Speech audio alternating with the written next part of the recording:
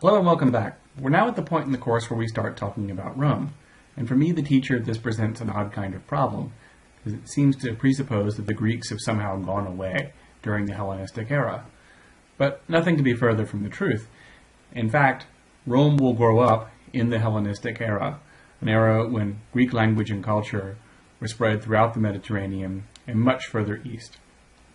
And if you want to understand the world in which the Romans grow up, you have to understand the world that Alexander left behind. So let's talk briefly about that.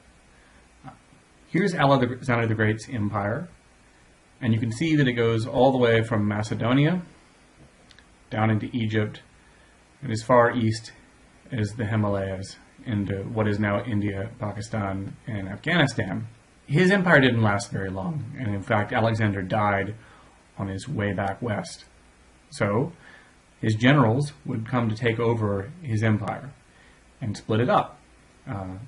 Seleucus taking up what had been Persia, Antigonus taking up most of what is now thought of as the Holy Land and Turkey, Ptolemy taking Egypt and Cyrene, this goes into Libya over here, and other Macedonian kings taking the Balkan Peninsula.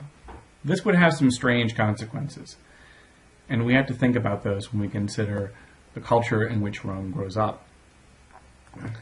So Alexander is not a Greek. I need to be clear about this. Alexander is in fact a Macedonian. That means he speaks Macedonian. However, you can see that Macedonia is quite close to Greece, and Macedonian culture grows up in the shadow of Greek culture. And the Macedonian court wants to emulate Greek culture. Alexander's father, Philip II of Macedon, had hired Aristotle, the Greek philosopher, to be Alexander's tutor when he was a child. And in fact, Alexander does admire and revere Greek culture. So when he goes out on campaign and goes on to conquer a lot of the world, he does so with the explicit intention of bringing Greek culture with him, and he'll do this. So it's for this reason that a few unintended consequences happen.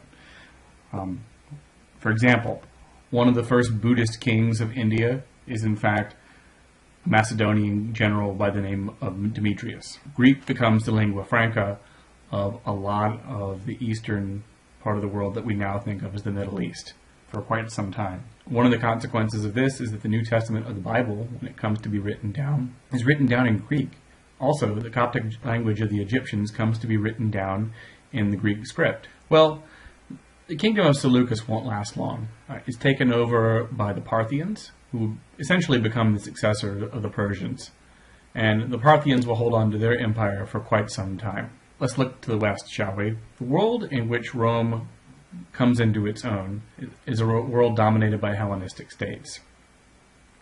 The Seleucids here in Asia Minor, the Ptolemies here in Egypt and Libya, the Carthaginians here in North Africa and Spain, as well as the Macedonians over here.